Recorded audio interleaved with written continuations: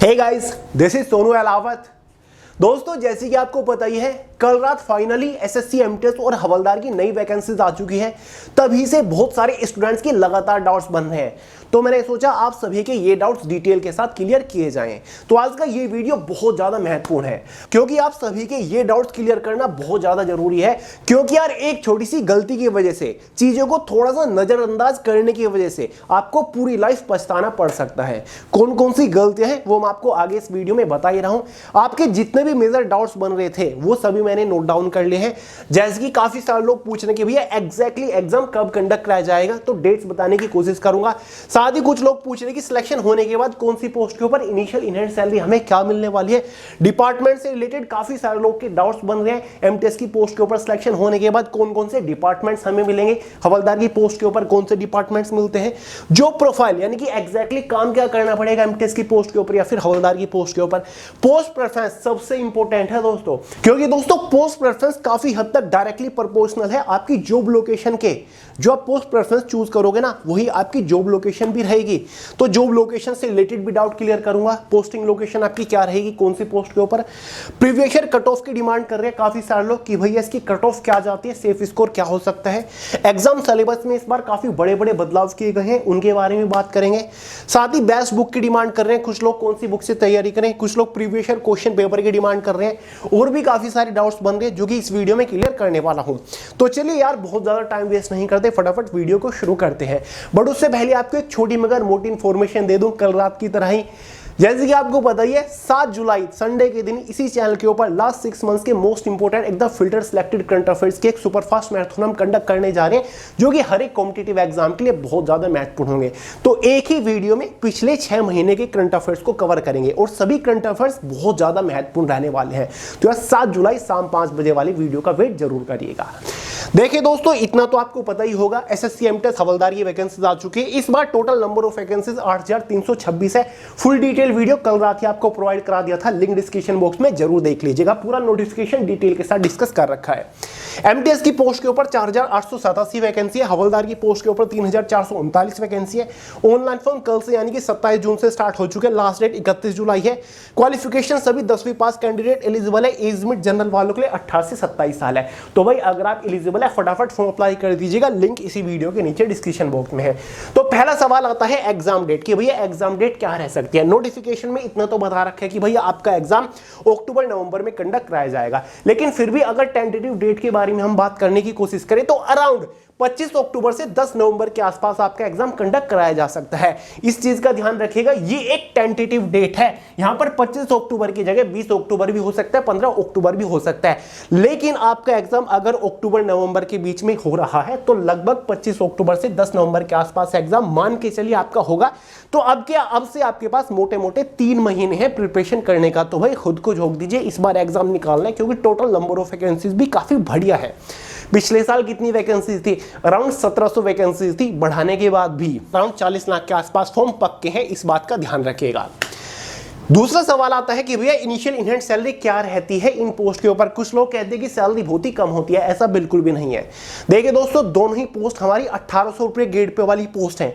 दोनों पोस्ट का जो बेसिक पे है वो 18,000 रुपए है, लेकिन ये इनिशियल इनहैंड सैलरी नहीं होती, ये केवल बेसिक पे है इन दोनों पोस्ट का। दोनों पोस्ट के ऊपर आपको लेवल 1 की सैलरी मिलती है। तो जस्ट आफ्टर सिलेक्शन आपकी इनिशियल इनहैंड सैलरी दोनों ही पोस्ट के ऊपर अराउंड 34,000 रहेगी। सिलेक्शन होने के अगले ही महीने आपको 34,000 रुपए सैलरी मिलना स्टार्ट हो जाएगी, कम से कम है। कुछ ऑफिसेज में देखिए इसकी जो सैलरी है ना, वो डिपार्टमेंट वाइज ऑफिस वाइज भी वेरी करती है। कुछ डिपार्टमेंट में, जैसे कि इनकम टैक्स डिपार्टमेंट हो गया, election commission of India department हो गया, इनके अंदर तो एमटीएस की पोस्ट के ऊपर 35,500 तक सैलरी देखने को मिल जाती है। तो शुरुआती सैलरी कम से कम 34,000 आपकी है ही, क्योंकि अब आपकी बेसिक पे का 50% डीए डियरनेस अलाउंस हो चुका है। यानी कि अगर 18,000 बेसिक पे है तो यार इसमें 9,000 रुपए आपका डीए ही ऐड हो जाएगा। उसके बाद हाउस रेंटल अलाउंस आपका होता है, और भी काफी सारे अलाउंसेस होते हैं। तो शुरुआती सैलरी 34,000 आपकी कम से कम रहने वाली है। फाइनल सैलरी इन दोनों पोस्ट के ऊपर 75,000 के आसपास होती है। जब आप कभी रिटायरमेंट लोगे तो इतनी सैलरी आपकी हो जाती है। क्लियर है। तीसरा, प्रमोशन अपॉर्चुनिटी के बारे में काफी सारे लोग पूछ रहे कि अब हमारा सिलेक्शन तो छोटी पोस्ट के ऊपर हो रहा है एमटीएस की, जो कि छोटा बड़ा कुछ नहीं होता है, यहां से आप शुरुआत कर सकते हो। एमटीएस की पोस्ट के बाद प्रमोशन हमें कितने टाइम बाद किस पोस्ट के ऊपर मिलेगा? एमटीएस की पोस्ट के ऊपर कम से कम 5 साल आपको काम करना पड़ेगा, उसके बाद आपको प्रमोशन मिलता है उसी डिपार्टमेंट के अंदर। एलडीसी, लोअर डिवीजन क्लर्क या फिर जूनियर सेक्रेटरी असिस्टेंट, दोनों पोस्ट आपकी सेम ही है। एलडीसी को अब जीएस से कहा जाने लगा है इन सेंट्रल गवर्नमेंट लेवल के डिपार्टमेंट या फिर मिनिस्ट्रीज के अंदर। तो कम से कम 5 साल आप as a MTS multitasking staff काम करोगे, उसके बाद आपको एलडीसी जेएससी की पोस्ट के ऊपर प्रमोशन मिल जाता है। उसके 8 से 9 साल बाद आपको एसएससी सीनियर सेक्रेटरी असिस्टेंट की पोस्ट के ऊपर प्रमोशन मिल जाता है। ये एक प्रमोशनल पोस्ट होती है, इस पोस्ट के ऊपर कभी भी डायरेक्ट रिक्रूटमेंट नहीं निकाली जाती। एलडीसी जेएससी की पोस्ट के ऊपर तो डायरेक्ट रिक्रूटमेंट होती है एसएससी सीएचएसएल के थ्रू, लेकिन इस पोस्ट के ऊपर नहीं होती, तो बहुत ही बेहतरीन वैल्यू है इस पोस्ट की। एमटीएस की आपकी लेवल 1 की पोस्ट है, एलडीसी जेएससी की लेवल 2 की पोस्ट होती है, और एसएससी की जो पोस्ट होती है ना वो लेवल 4 की पोस्ट होती है, 4 या 5 की। तो काफी बड़े लेवल की पोस्ट के ऊपर आप पहुंच जाते हो देखते ही देखते कुछ सालों के अंदर। तो यार एमटीएस हवलदार की पोस्ट को छोटा पोस्ट मत समझिए, बढ़िया पोस्ट है, बेहतरीन पोस्ट है। वहीं पर अगर बात करें हवलदार की पोस्ट के बारे में, तो यार हवलदार की पोस्ट के ऊपर भी कम से कम 5 साल तक तो आपको काम करना पड़ेगा ही। उसके बाद आपको हेड हवलदार की पोस्ट मिलती है, जो कि लेवल 2 की पोस्ट है, काफी बेहतरीन पोस्ट है, सैलरी आपको ऑटोमेटिकली इंक्रीज हो जाएगी। क्लियर है? तीसरा डाउट है हमारा डिपार्टमेंट्स की, भैया कौन सा डिपार्टमेंट हमें मिलेगा, किस डिपार्टमेंट के लिए हम काम कर रहे होंगे जस्ट आफ्टर सिलेक्शन। तो सुन लीजिए, एमटीएस की पोस्ट के ऊपर सिलेक्शन होने के बाद आपको इनकम टैक्स डिपार्टमेंट मिलता है, एक्सटर्नल अफेयर मिनिस्ट्री मिलती है, ठीक है, इलेक्शन कमीशन ऑफ इंडिया मिलता है, home affairs, ED enforcement directorate, press information bureau मिलता है, टेलीकम्युनिकेशन साइंस एंड टेक्नोलॉजी मिलता है, कैबिनेट सेक्रेटरी के अंदर प्रमोशन पोस्टिंग मिलती है, department of revenue, ministry of health and family welfare, civil aviation, ministry of MSME, consumer affairs, parliamentary affairs, CBIC, CBN etcetera, ये सभी डिपार्टमेंट्स आपको मिलते हैं। बहुत बड़ी बात है, जस्ट आफ्टर 10th आप home affairs, ministry of external affairs join कर रहे हो, इससे बढ़िया बात क्या हो सकती है। हवलदार की पोस्ट के ऊपर सिलेक्शन होने के बाद सीबीआईसी यानी कि central board of indirect taxes and customs department मिलता है, साथ ही service tax, CBN central bureau of narcotics, control bureau of narcotics, sorry, customs, narcotics और सेंट्रल एक्साइज, ये डिपार्टमेंट आपको मिलते हैं। क्लियर है? तो क्लियर हो गया। तो डिपार्टमेंट वाइज आपकी फाइनल मेरिट बनती है, जिसके बेसिस पर आपको फाइनल सिलेक्शन मिलता है, आपके प्रेफरेंस इसमें मांगी जाती है। बताऊंगा कैसे। नेक्स्ट है जॉब प्रोफाइल, काम बताइए भैया क्या करना पड़ेगा कौन सी पोस्ट के ऊपर सिलेक्शन होने के बाद। एमटीएस मल्टीटास्किंग स्टाफ की जो पोस्ट है ना, जो डिपार्टमेंट्स मैंने आपको अभी बताए, इन डिपार्टमेंट्स के अंदर आपकी पोस्ट होंगी। तो इन डिपार्टमेंट्स के ऑफिस सेक्शन के अंदर आपको मल्टीटास्किंग का काम करना होता है। एक ऑफिस अटेंडेंट के तौर पर आप काम करते हो, ऑफिस असिस्टेंट के तौर पर काम करते हो, जो उस डिपार्टमेंट की उस ब्रांच के अंदर जो एम्प्लॉय ऑलरेडी काम कर रहे हैं, जो स्टाफ है आपके ऊपर की, जो अथॉरिटी ऑफिसर्स हैं, आप उनको डायरेक्टली असिस्ट करते हो। क्लियर है? जैसे कि फैक्स रिलेटेड काम हो गया, फोटो कॉपिंग रिलेटेड काम हो गया, या फिर ईमेल रिलेटेड काम हो गया, बेसिक कंप्यूटर वर्क, आपको पेपर मेंटेन का काम होता है, file desk to desk manage करने का काम होता है, डेस्क टू डेस्क ले जाने का काम होता है, ठीक है, फाइल डेटा रिकॉर्ड मेंटेन का काम आपका होता है, इस टाइप का आपका काम होता है, ठीक है। कई बार कंप्यूटर का बेसिक काम भी आपके हाथ में होता है। क्लियर है? तो ये आपका काम होता है। हवलदार की पोस्ट के ऊपर आपका सिक्योरिटी की रेस्पॉन्सिबिलिटी आपके अंडर आती है। ये जो डिपार्टमेंट्स मैंने आपको अभी बताए, जैसे कि सीबीआईसी के अंदर सिक्योरिटी की रेस्पॉन्सिबिलिटी होती है, जो किसी भी स्टेट की पुलिस का कांस्टेबल होता है ना, उसके इक्विवेलेंट होती है हवलदार की ये पोस्ट। बस वो स्टेट पुलिस होगी, ये सेंट्रल गवर्नमेंट के बड़े बड़े डिपार्टमेंट्स हैं जहां पर आप सिक्योरिटी इंचार्ज के तौर पर काम करते हैं। इंचार्ज तो नहीं कहोगे, ये हवलदार की पोस्ट कांस्टेबल के इक्विवेलेंट है, ठीक है।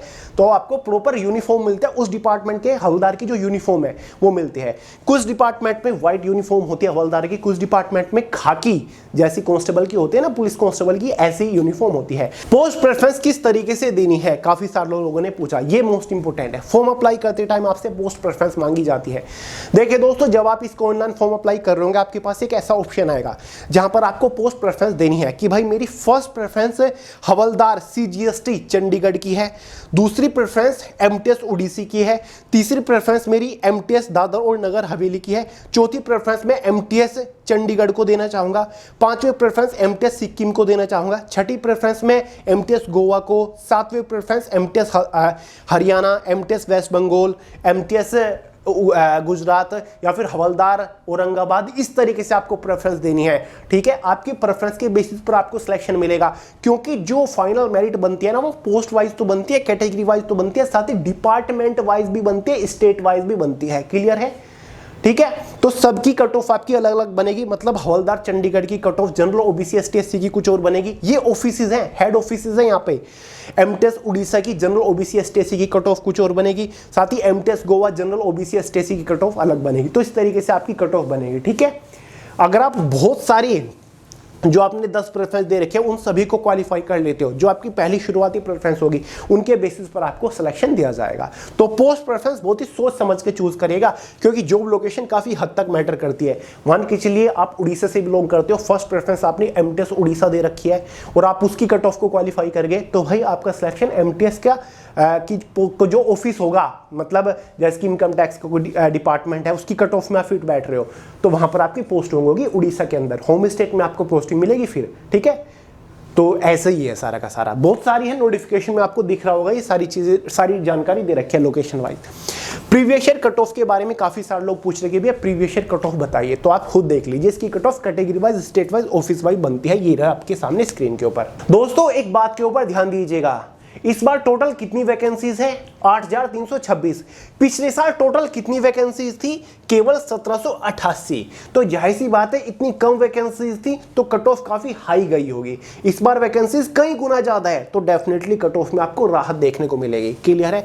तो भाई ये पिछले साल की कट ऑफ आपको दिखाने वाला हूं, ध्यान से देखिएगा, आपके डाउट्स क्लियर होंगे काफी सारे, एक रेफरेंस आपको मिल जाएगा। ठीक है, वैकेंसीज आपको पता चल गई पिछले साल बहुत कम थी।